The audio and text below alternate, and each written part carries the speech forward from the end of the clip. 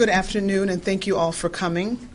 I am Dr. Ngozi Ezike, the Director of the Illinois Department of Public Health, and I'm pleased to be joined by Dr. Allison Arwady, Commissioner of the Chicago Department of Public Health, and Dr. Terry Mason, Chief Operating Officer at the Cook County Department of Public Health. Today, the CDC, the Illinois Department of Public Health, Cook County Department of Public Health, and the Chicago Department of Health are confirming the second case of novel coronavirus here in Illinois. I want to start by saying that the risk to the general public remains low. The second case is a Chicago man and is the husband of the first confirmed case in Illinois, a woman in her 60s who returned from Wuhan, China on January 13th. This second case did not travel to China, making this the first person-to-person transmission of the novel coronavirus in the United States. We have been closely monitoring individuals who had close contact with her, including her husband, for illness. He recently began reporting symptoms and was admitted to the hospital and placed in an isolation room where he is in stable condition.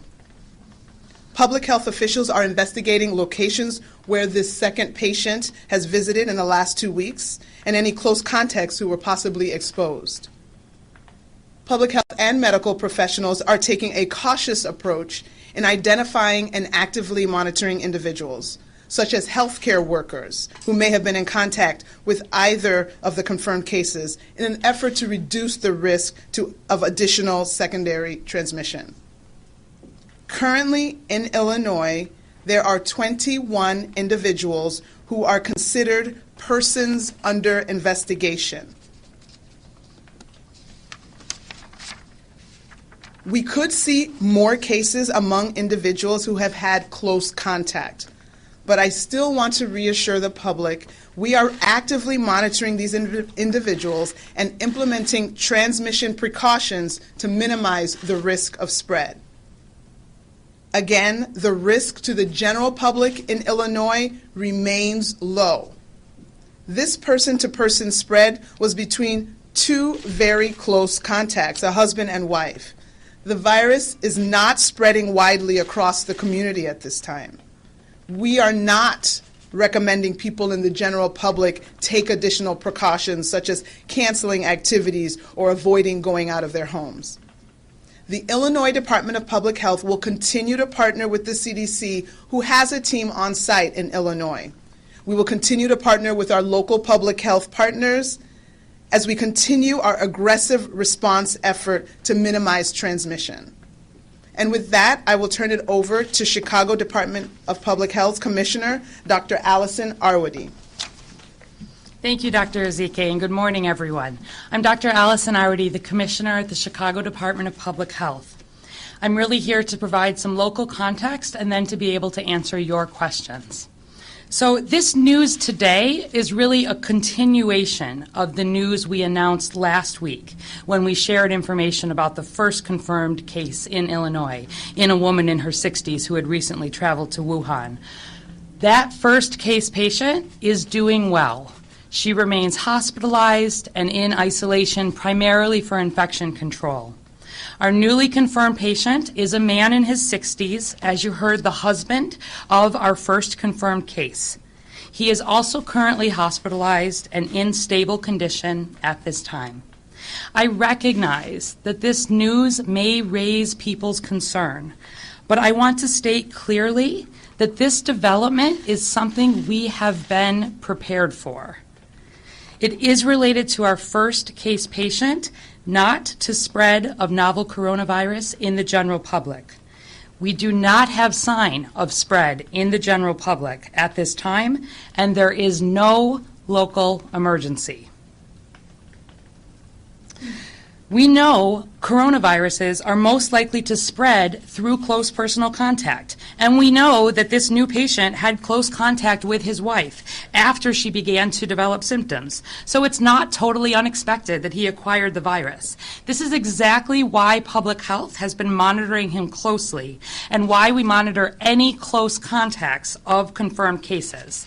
Public health has tried and true ways of preventing the spread of disease. We use the same approach whether we are investigating a case of measles, of tuberculosis, or of novel coronavirus. First, we focus on education. We work quickly to educate the public and our healthcare providers about a disease, its risk factors, its symptoms, and we update that guidance to make sure that especially our health providers have the most up-to-date information. This has been going very well in the Chicago area and around the state. We have high awareness in the clinical setting locally, and I want to thank the many healthcare providers who have been reaching out to public health with questions or to discuss individuals with recent travel to China. Secondly, we focus on the clinical care of case patients. When we identify a case, we coordinate with the healthcare system to diagnose and treat the patient and to ensure the patient is in a setting where the risk of spreading infection is as low as possible. This new case patient has been admitted to the hospital. He's receiving excellent clinical care in an appropriate setting for infection control. And I want to thank again the many healthcare workers who have been working diligently to ensure excellent patient care and strong social support for this family, as well as the close attention to infection control practices. And then thirdly, we focus on limiting the spread of disease. We work in coordination with federal, state, and many local public health partners to identify close contacts of any confirmed case, as well as the healthcare workers who have helped care for any confirmed case. Since last week, we have been following on an individual level the people who had close contact with that first confirmed case, which included her husband. We have also been following the healthcare workers who have been caring for that first case. We assess these contacts, continue to follow up with each contact every day to monitor for any new symptoms.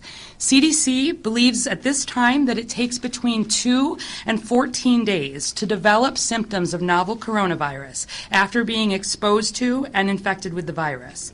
So if a contact does develop new symptoms within this 14-day period, we work quickly to isolate the contact and coordinate testing. This standard public health approach is the CDC recommendation, and it is how our case patient was identified. He was being actively monitored by public health to see whether he would develop symptoms, and he was being tested proactively as a very close contact to our first confirmed case. Now that his test is positive for novel coronavirus, we will ensure appropriate follow-up with his close contacts, just as we did for his wife. I want you to know that this new patient has been extremely helpful in sharing the details of his activities and contacts. We continue to gather information and clarify details, but we know already that just like his wife, he has not, for example, taken the L. He has not attended any large gatherings. So let me reiterate in closing, echoing Dr. Ezike, this news does not change risk to the general public nationally, across Illinois, or in the Chicago area. It's not a local emergency. As I've said before, we take emerging viruses very seriously. There are still many unanswered questions about this novel virus, and that's why we're pleased to have CDC on the ground really helping as part of this investigation.